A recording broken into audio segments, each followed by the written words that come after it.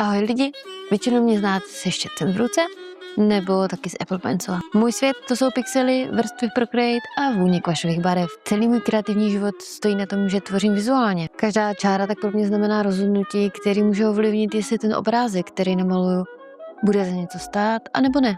Ať už v mých očích, nebo v očích vás, diváků. Ale co když přijde moment, kdy malování na papír nepřináší tolik radosti, co by mělo? A nebo kdy malování na papír prostě není možné, protože venku není dostatek světla. Každý rok přes zimní období moje tvorba pomocí barev upadá, ale hrozným způsobem.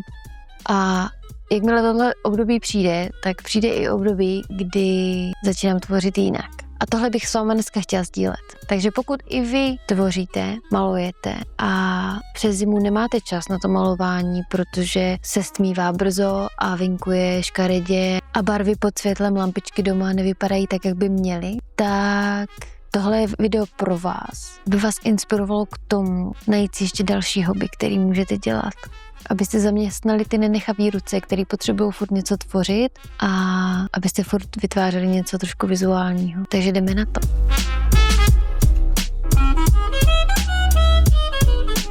Určitě znáte ten pocit, kdy máte po celém dni vypnutý mozek a už se vám nic nechce, už nevíte, co byste kreativního vytvořili a vymysleli, ale tvořit byste furt něco chtěli, ale chtěli byste něco jednoduššího, chtěli byste něco, co není až tak náročné, něco, u čeho můžete sedět na gauči nebo v posteli, dívat se na film a jen tak relaxovat. Ta potřeba něco dělat neutuchá a ruce i mysl chtějí tvořit, i když na to nejsou ty správné podmínky. Tak teď je čas prodat vám to hobby, který vás zaměstná bez toho, aniž byste museli vytahovat barvičky. Je to jednoduchý. Začnete plíst nebo háčkovat. Pozor, jo? Je to rozdíl. Pletení mi přijde jako malování ve 3D, u kterého není potřeba všecko promýšlet úplně do detailu. Pletení je jako malovat podle návodu. Je to úžasný, zároveň je tam spoustu kreativní svobody a zároveň to zaměstná ty nenechavý ruce. Je to skvělý, zkuste to, vřele doporučuji. Nehledě na to, že z toho vznikají úžasné věci, kterýma můžete obdarovat někoho jiného, nebo který si můžete vyrobit pro sebe a ze kterých máte potom mnohem větší radost, než když si je koupíte někde venku. Pletení ale není úplně jenom bezmyšlenkovitá činnost. Pletení má v sobě něco, co aspoň mě pomáhá se naučit novým věcem. A trpělivost je jedna z nich. Nemůžu ani spočítat, kolikrát se mi stalo, že jsem popletla vzorek a musela jsem vypadat celý rukáv jenom proto, aby tam nebyla chyba. A udělala jsem to, protože na tom svetru, který jsem pletla, tak mi strašně záleželo. Takže jo, je to krásný relax, je úžasný a určitě potrénuje vaši trpělivost. To, jakým způsobem pletu, se ale moc neliší od toho, jakým způsobem maluju. A myslím si, že to stojí hlavně na těch preferencích, které mám jak v malbě, tak v pletení. Tak jako v malbě, i v pletení si vybírám dost výrazný barvy, dost výraznou vlnu a to pak kombinuju v docela zajímavých kreacích. Jo? Takže pokud najdu někde na netu vzorek, který je na šedý svetr, tak věřte mi, že šedý určitě nebude. Bude modrý, červený, růžový, bude mnohabarevný, nebo prostě můžete se spolehnout na to, že tam bude nějaký aspekt, který barevný bude a který bude jinačí, než jak se ho autorka představovala. Nicméně autorky většinou dávají velkou možnost interpretace a je jedno, jakou barvu vlnu si vyberete, dokud dodržíte tu správnou velikost příze. Je teda pravda, že když jsem začala plíst, tak jsem udělala dost velkou chybu v tom, že jsem se dívala spíš hodně na ty barvy, než na tu vlnu a pracovala jsem s tím, co mám doma, co jsem našla u mamky ve skříni a nezajímalo mě až tak moc, jaká ta tloušťka té vlny je, ale jakou barvu má. Takže můj velký první svetr dopadl hrozně, ale hrozně.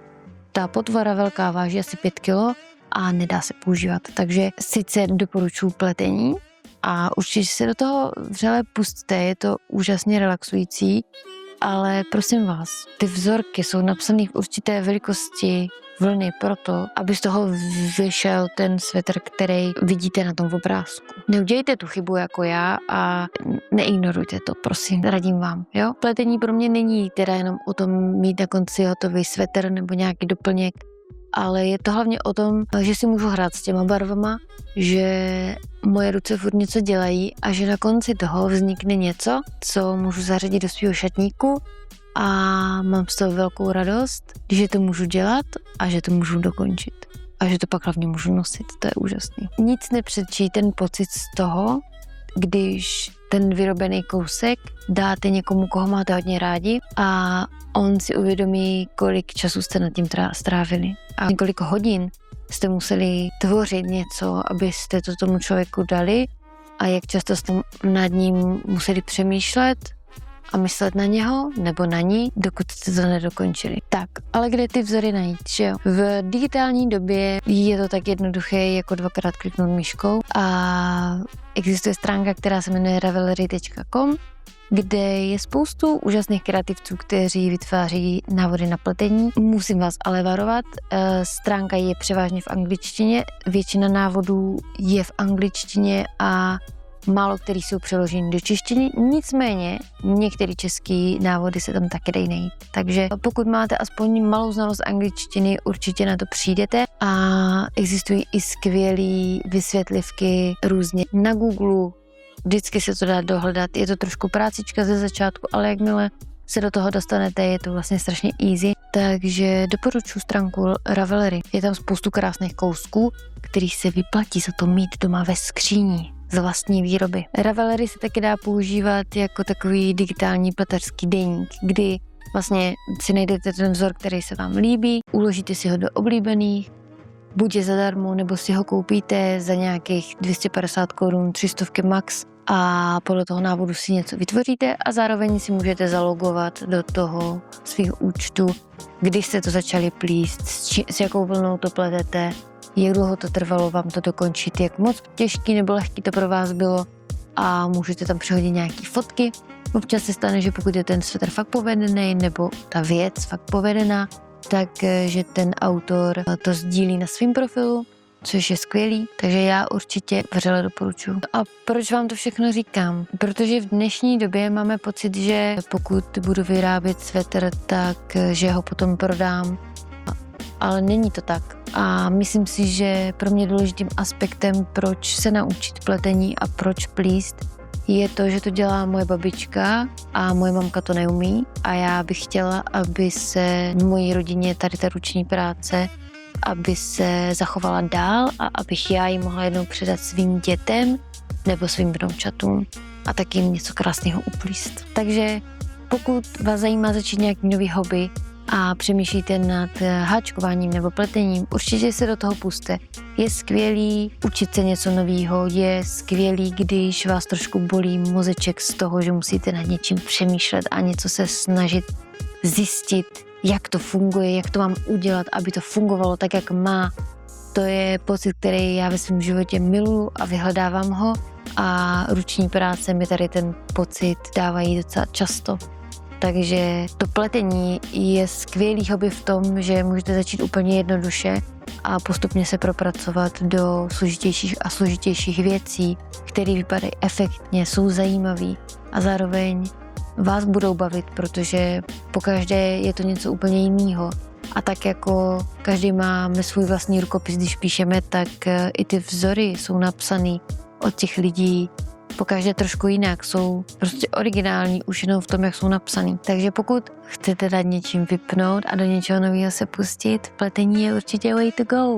A pokud vás pletení zajímá, tak já tady budu sdílet pár svých výtvorů, budu sdílet nějaký updaty o tom, jak jsem na tom s pletením, dokud plíst budu, protože jakmile začne venku oteplovat a začne venku svítit hodně slunka, tak se pouštíme do malování.